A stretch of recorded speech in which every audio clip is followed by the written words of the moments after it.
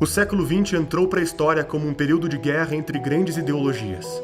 As principais ideias do período são produtos da Revolução Francesa, gestadas dentro do lema liberdade, igualdade e fraternidade.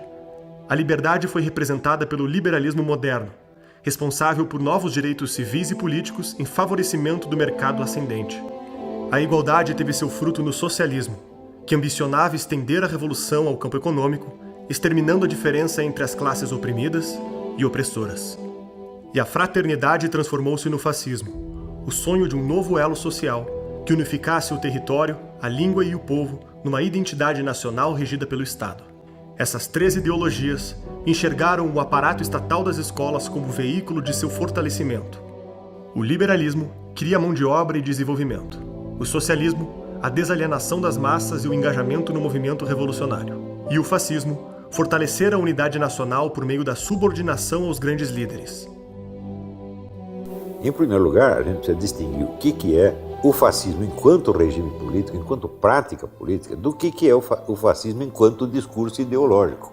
Se você pegar assim, o discurso ideológico fascista, o grande livro sobre o discurso ideológico fascista é o do historiador israelense Zeev Sternhell. Ele escreveu um livro sobre o fascismo francês, o livro chama-se Nem Direita Nem Esquerda, o fascismo francês. Então, só para você ver como a coisa é meio complicada, né? Então, ele estuda o fascismo não como regime, mas apenas como discurso ideológico.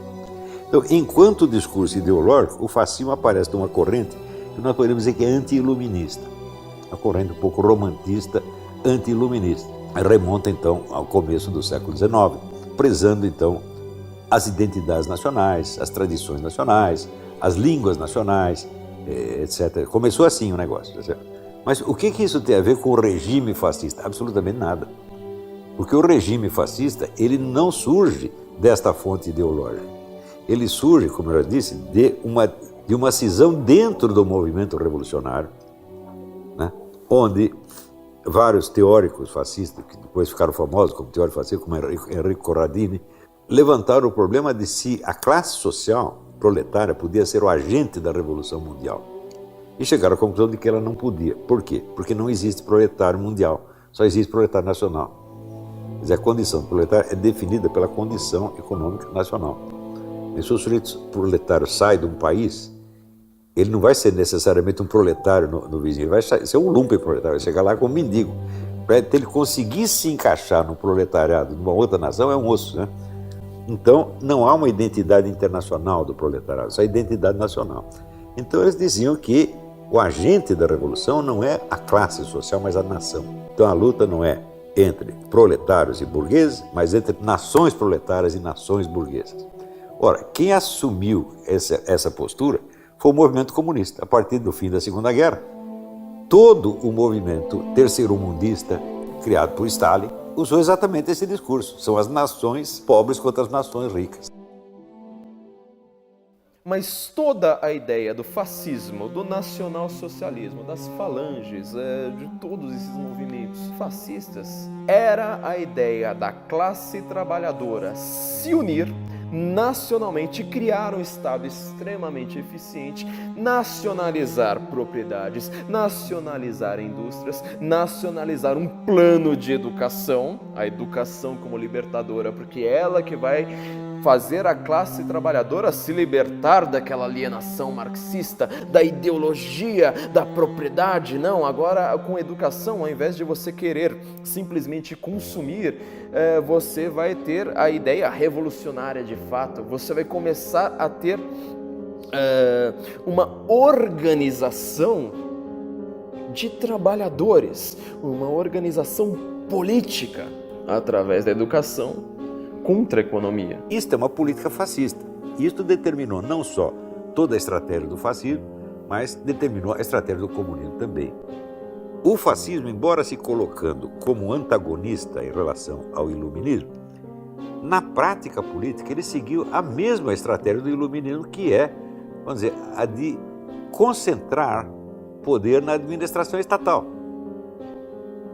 Isso o iluminismo é a vitória da razão, da ciência, etc., contra a irracionalidade, porque nós temos que racionalizar a sociedade. A sociedade Sociedade racionalizada tem que ser uma sociedade administrada. Administrada por quê? Porque está no poder, portanto, pelo Estado.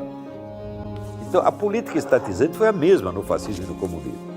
Tá certo? E estatizante e racionalizante. E aí tu vê todos esses pensadores de esquerda começam a te ofender daquilo que eles são. Quando Pedro fala de Paulo, eu sei mais sobre Pedro do que Paulo. Apontam nos outros os erros que eu tenho em mim.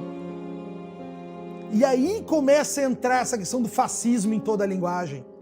No Brasil, todos os nomes de correntes ideológicas são usados assim como eufemismos para encobrir meras antipatias ou meros desejos ou meras disputas de grupinhos. Os rótulos ideológicos também são usados apenas como armas de propaganda. Você rotula o sujeito de uma coisa que lhe parece feia, não é isso? Mas que evidentemente não define o cara. Com relação à palavra fascismo, o negócio piora. Porque que coisa incrível, né? O Gentile, que era o filósofo do regime fascista, e o Antônio Gramsci, que era o filósofo comunista, estava na cadeia, os dois poderiam ter usado a mesma expressão, a terrestrialização absoluta do pensamento, quer dizer, a destruição de toda a metafísica possível. Não é isso? E, em lugar da metafísica, você tem o quê? A racionalidade do Estado, seja o Estado socialista ou o Estado fascista, que no fim são a mesma coisa. Não é coincidência que a esquerda brasileira, o modelo, o ídolo dela seja Getúlio Vargas. Né? O Lula vive dizendo que o modelo dele foi o Getúlio Vargas. Então o que é? Um fascista, evidente.